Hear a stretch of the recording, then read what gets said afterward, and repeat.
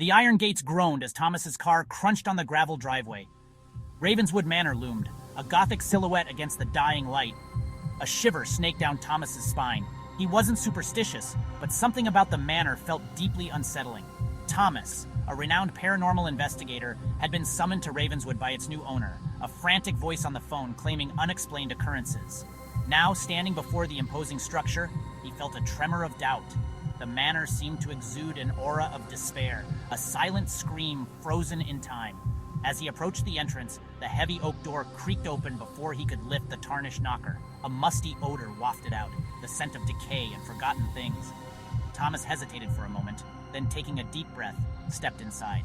The air inside was heavy and still, thick with the weight of the house's history. Dust motes danced in the faint light filtering through grimy windows. Shadows clung to the corners like wary creatures, retreating further into darkness with each step Thomas took. He could feel the manor watching him, its silence a living presence. The manor's interior was a labyrinth of dimly lit corridors and cavernous rooms.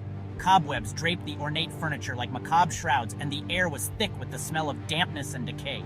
Each footstep echoed eerily in the silence, amplifying the sense of isolation that pressed in on Thomas. He wandered through the decaying grandeur, his fingers trailing along the cold, damp walls.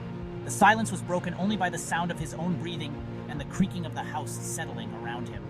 There was an oppressive atmosphere, a palpable sense of dread that seemed to emanate from the very walls themselves. As Thomas ventured deeper into the manor, he began to notice strange occurrences. A book on the shelf seemed to sigh as he passed, its pages rustling like a whispered warning. A cold draft brushed against his neck, though all the windows were tightly sealed. He couldn't shake the feeling that he was being watched, followed by unseen eyes. He paused in a room dominated by a grand piano, its ivory keys yellowed with age.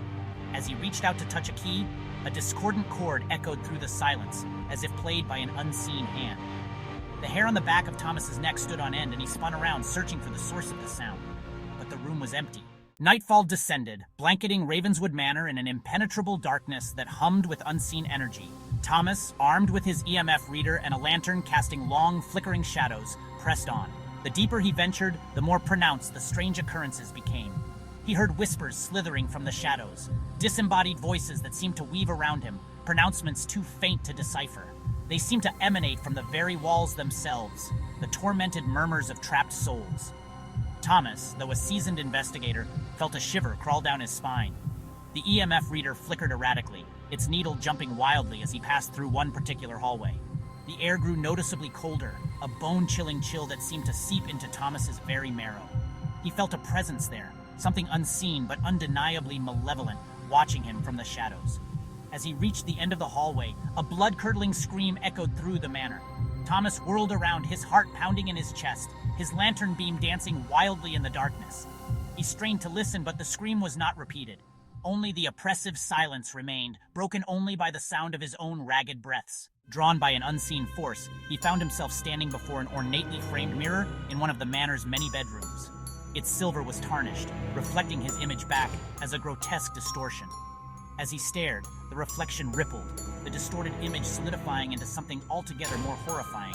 A figure materialized behind him, a spectral silhouette with eyes that burned like hot coals.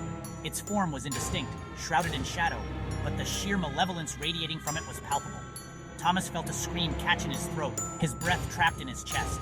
He tore his gaze from the mirror, spinning around to confront the entity. The room was empty. The apparition was gone, vanished as quickly as it had appeared. Only the echo of his terror remained, a tangible presence in the still air. His heart hammered against his ribs, his breath coming in short, panicked gasps. He stumbled back, knocking against a small table. A silver hairbrush clattered to the floor, its handle shaped like a skeletal hand. The sound seemed to reverberate endlessly in the oppressive silence, a mocking reminder of his own mortality.